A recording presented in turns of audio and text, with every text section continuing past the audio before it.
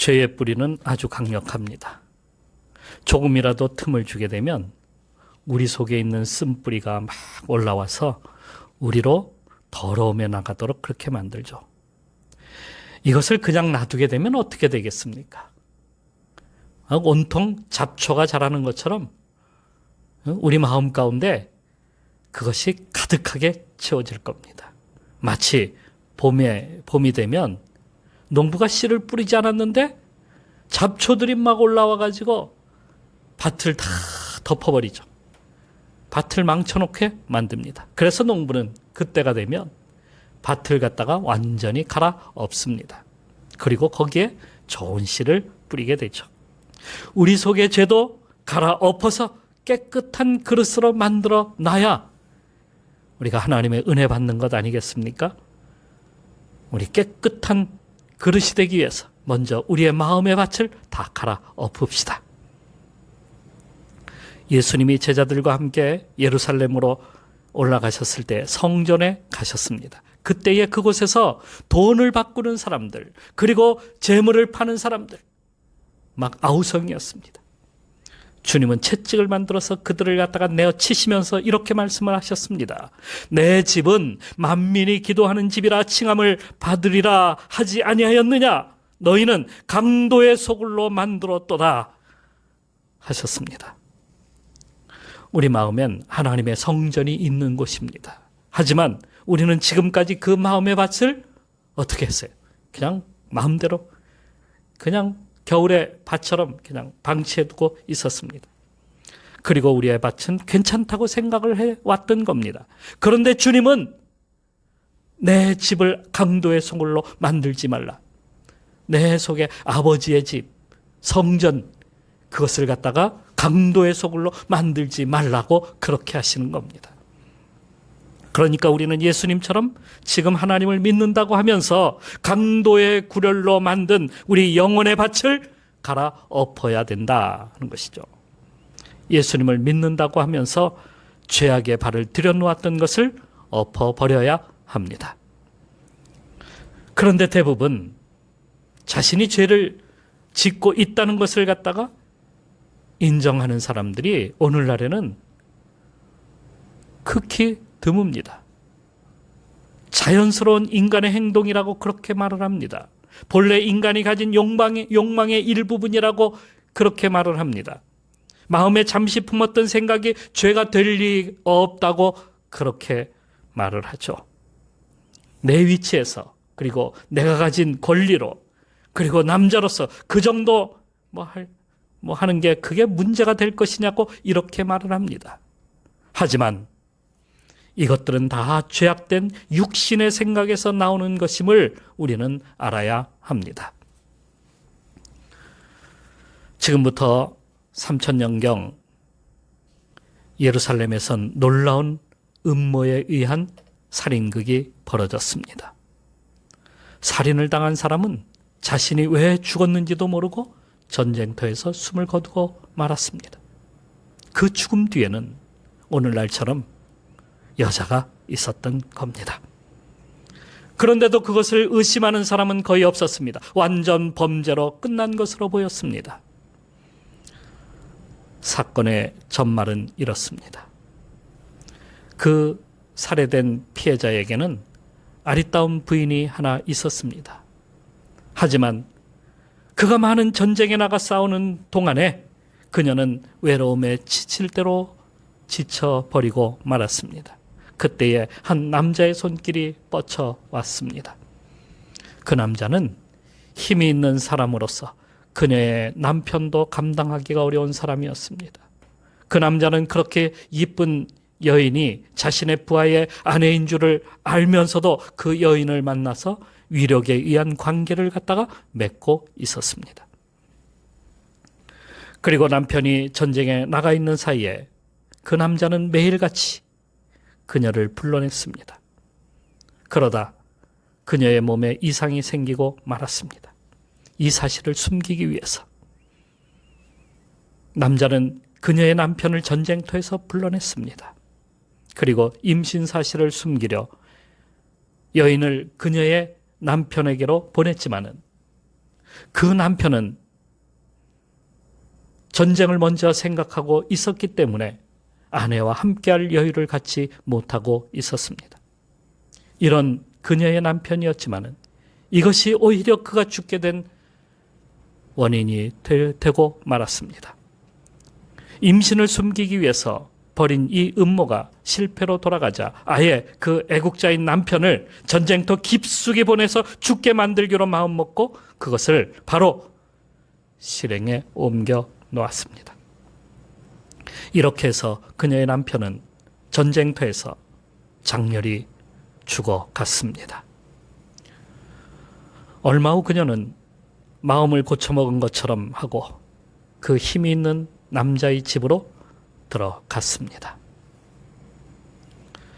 아무도 모를 사건인 줄 알았는데 소문이 되어서 장안에 퍼져나가기 시작을 했습니다. 그곳 사람들은 너도 나도 이 사실을 하나씩 다 알아버리고 말았습니다. 단지 소문을 모르고 있는 사람은 그 남자뿐이었습니다. 바로 다름 아닌 왕궁에 있는 다윗이었습니다. 선지자 나단이 오기까지 다윗은 완전 범죄로만 알고 있었습니다. 알고 보면 많은 사람이 다 알고 있었는데요. 왕을 보좌했던 신하도 알고 있었고 그 여인의 요정도 알고 있었고 문을 열어주는 문지기도 알고 있었고 그에게 말을 태워다주는 마부까지도 그리고 모든 것을 아시는 하나님이 계신다는 것을 왜 몰랐을까요? 그런데도 그는 아무도 모를 줄 알았던 겁니다. 참 어리석은 것 아니겠습니까? 사람들은요, 남이 저지른 일에 대하여는 이상하게 눈을 크게 뜨고 마치 사자 같은 눈으로 불을 켜고 찾아내고 온갖 비난을 갖다가 쏟아내죠. 하지만 자신이 저지른 일에 대하여는 너무도 관대해요. 인간은 누구나 그럴 수 있다고 생각합니다. 자기가 한 일은 아주 작은 일에 속한다고 별것 아니라고 그렇게 여겨요. 반면 남이 한 일은 어떻다는 거예요? 아주 커다라는 거예요. 커다란. 그래서 주님은 어찌하여 형제의 눈 속에 있는 티는 보고 너희 눈 속에 있는 들보는 깨닫지 못하느냐. 이렇게 하신 말씀도 그런 이유가 아니겠습니까? 사실은 내 죄가 더 크고 더 어마어마한데 나는 그것을 갖다가 별것 아니라고 하고 아무것도 아닌 것처럼 그렇게 덮어버리는 것이죠. 그런데 다윗은 이 문제가 드러났을 때에 그의 태도는 어땠을까요? 51편 우리가 본 이 본문의 말씀은 밧세바를 범한 후에 선지자 나단이 그에게 왔을 때에 그가 자신의 죄에 대하여 그 자신의 죄에 대하여 죄를 대하는 태도, 그것에 대하여 잘 보여주고 있습니다. 그는 자신이 죄인이라는 사실을 깊이 깨닫기 시작을 했습니다. 요즘 우리 주위를 보게 되면 자신이 저지른 엄청난 범죄, 거짓, 그리고 남에게 그렇게 악한 짓을 한 그러한 일들, 기만, 사기, 선동, 미움, 권력에 의한 위력, 탐욕과 심지어 살인을 저지르면서도 자신은 죄를 짓지 않았다라고 말하는 사람들이 얼마나 많습니까? 자신은 거짓말한 것이 아니라 그냥 약속을 안 지켰을 뿐이다. 이렇게 말을 합니다. 위력에 의한 범죄임에도 사랑한 것이 죄가 될 수 없다. 그렇게 말을 합니다. 그렇게 따지면 아무도 죄를 저지른 사람이 없죠. 한 농부가 소도둑으로 몰려서 경찰에 붙잡혀가게 되었습니다. 그 농부의 말에 의하면 내가 길을 가다가요 끈을 하나 주웠는데 그것을 그냥 주머니에 넣고 왔는데요 와보니까 그냥 소가 따라왔지 뭡니까? 난 결코 소를 훔치지 않았습니다 하는 것이었습니다. 이 농부의 말이 틀린 것이 아니었습니다. 그는 소를 끌고 간 사람이 아니었어요. 그냥 끈만 집어간 겁니다. 어찌 소도둑이라고 말할 수 있겠습니까? 자, 이렇게 따지고 오면 세상에 도둑이 하나도 하나라도 있겠습니까? 하나도 없어요. 전철을 타고 가면서 옆에 가방이 있어서 누가 버리고 간 것이다 생각하고 집어왔다는 거예요. 탁자 위에 핸드폰이 있어서 이게 내가 핸드폰 내 것인가 잘못 생각하고 가져왔다는 거예요. 다 핑계가 있고 다 거기에 이유가 있는 거예요. 그러니까 죄가 아니에요. 죄가 될 수 없다는 거예요. 오늘날 범죄를 저지르는 사람들 대부분은 이런 식의 논리로 자신의 범죄를 갖다가 덮으려고 하고 있습니다. 죄를 깨닫고 돌아서는 것이야말로 그러기에 얼마나 놀라운 은혜인 줄 여러분 아십니까? 삼손은 자신이 어떤 죄를 저질렀는지 머리카락이 잘려나갔을 때도 그리고 눈이 뽑혔을 때까지도 몰랐어요. 세상으로부터 모든 것이 차단되니까 비로소 자신의 죄가 얼마나 큰지를 깨닫기 시작합니다. 야곱이 야복강가에서 밤을 새워가며 부르짖다가 그의 환도뼈가 꺾이게 되자 비로소 자신의 죄가 얼마나 컸던지를 알게 된 겁니다. 사울이 다메섹으로 예수 그리스도를 믿는 성도를 잡아들이기 위해서 달려가다가 큰 빛을 보고 그만 말에서 떨어지고 눈이 멀어서 앞을 보지 못할 때에 비로소 주님의 음성을 듣게 되었는데 그때서 비로소 자신이 저지른 일에 대해서 깨닫기 시작을 한 겁니다. 아버지의 집을 떠난 둘째 아들이 타국에 가서 방탕을 하면서 모든 것을 다 허비하지 않습니까? 그리고 난 후에 먹을 것이 없게 되자 돼지 치는 곳으로 가서 돼지들이 먹는 밥을 먹을 때에 비로소 아버지에게 어떤 죄를 저질렀는지 알게 된 겁니다. 그때 비로소 깨달은 겁니다. 그러므로 그때야 비로소 하나님께 나갈 수 있는 길이 열리게 된 것이죠. 자신을 뒤집을 수 있는 절호의 기회가 바로 그때라는 사실입니다. 성 아우구스티누스, 여러분 잘 아시죠? 최선의 지식은 우리가 죄인이라는 사실을 아는 것이다. 죄인이라는 사실을 깨닫는 거예요. 그걸 아는 거예요. 다윗은 5절에서 이렇게 고백합니다. 내가 죄악 중에서 출생하였으며 모친이 죄 중에 나를 잉태하였나이다. 죄인이라는 사실을 깨닫고 주님께로 향해야 합니다. 그때 구원이 가까이 다가오게 되는 것이죠. 이렇게 자신의 죄를 깨닫고 고백함으로써 겸손의 자리로 내려갈 때에 비로소 하나님을 만날 수 있게 되는 겁니다. 여러분 모두가 오늘 주님을 만나는 귀한 시간이 되기를 축원합니다. 다음에 다윗은 자신의 죄를 내뱉어서 용서의 기회를 잡습니다. 죄를 깨달았다고 끝나는 것이 아닙니다. 돌이켜야 됩니다. 뒤집어야 합니다. 내뱉어야 됩니다. 시편 32편 3절 4절에 내가 토설치 아니할 때에 종일 신음함으로 내 뼈가 쇠하여 졌도다.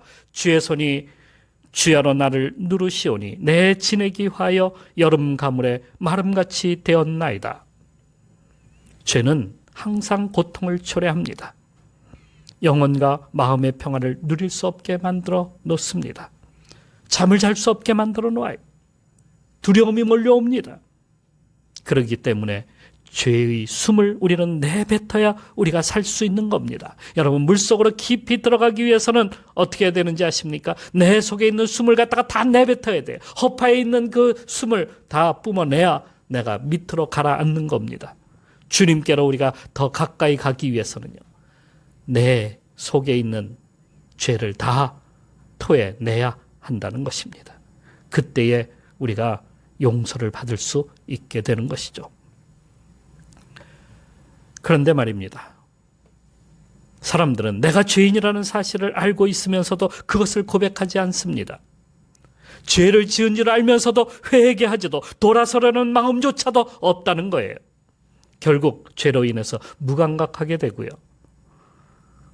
그래서 우리는 영영이 죄인의 자리로 머물고 맙니다.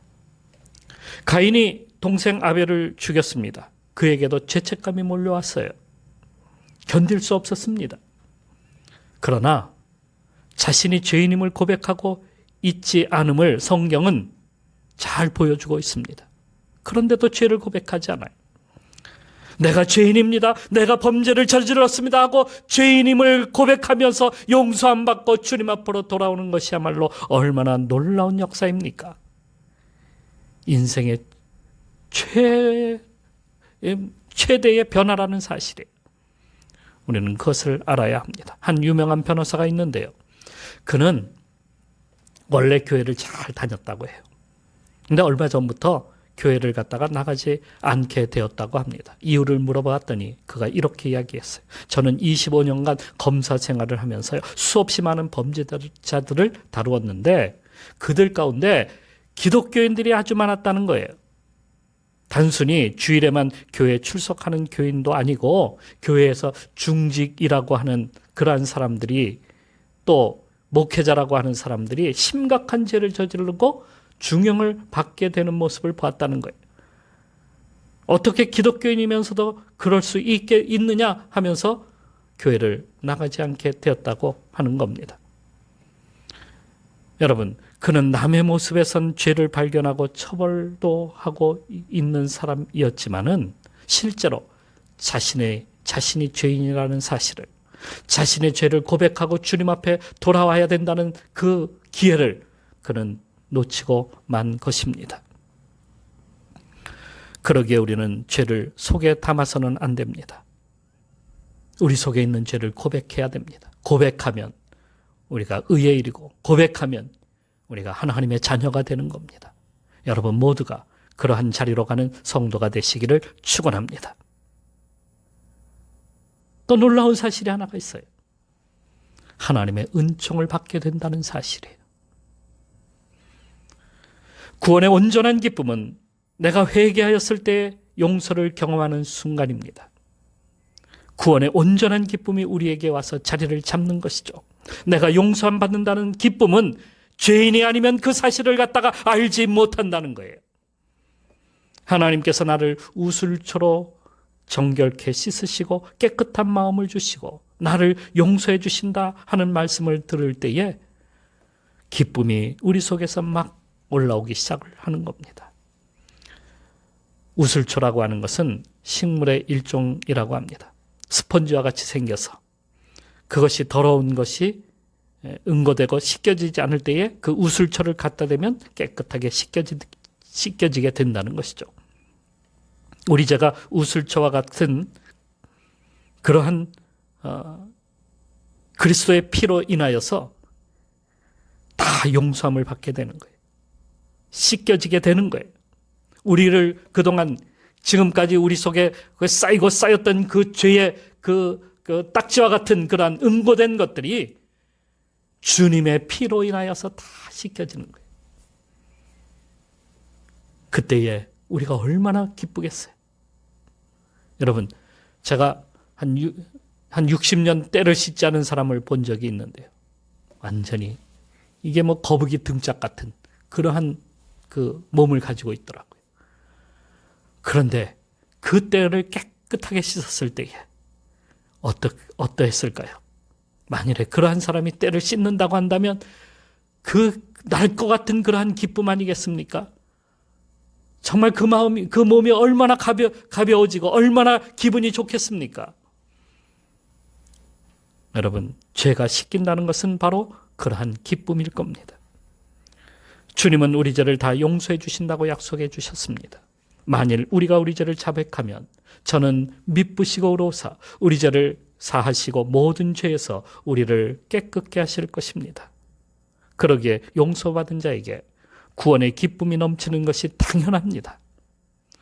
여기서 멈추지 않고 우리의 마음을 주님께서 새롭게 창조해 주십니다. 우리에게 새 마음을 주십니다. 어찌 놀라운 은총이 아니라 할 수가 있겠습니까? 회개는 나의 마음을 갈아엎는 작업입니다. 회개치 않는 심령은 세상의 온갖 가라지와 잡초, 이러한 것들로 인하여서 번민하고 고통 속에 살아가게 됩니다. 마음에 병이 들게 되고 죄로 인하여 눌림을 받게 됩니다. 점점 우리는 죽음으로 나아가게 되는 것이죠. 우리가 죄를 고백할 때에 농부이신 주님께서 나의 마음에 밭에 있는 그 모든 가라지와 같은 것들을 다 일순간에 쟁기로 갈아엎은 것처럼 다 엎어서 깨끗한 상태로, 맑은 상태로, 자유를 얻은 그러한 상태로 우리를 만들어 주신다는 것이죠. 우리는 그리고 우리에게 기쁨의 열매를 맺게 해주십니다. 생명의 열매를 맺게 해주십니다. 이 시대에 우리가 새 마음을 가져야 되겠습니다. 우리 속에 있는 그 죄의 모든 것들을 다 갈아엎어서 깨끗함을 얻고 새로움을 받아서 이 시대를 새롭게 만들어가는 그러한 성도로 살아가야 되지 않겠습니까? 오늘 이 말씀을 통해서 우리가 다시 한번 우리 죄에 있는, 우리 속에 있는 죄를 남겨두지 말고, 우리 속에 있는 죄를 쌓아두지 말고, 우리 속에 있는 쓴뿌리를 그대로 두지 말고 주님께 가지고 나와서 고백하고 깨끗함을 얻고 새 마음을 가지고 살아가는 성도들이 되시기를 주님의 이름으로 축원합니다.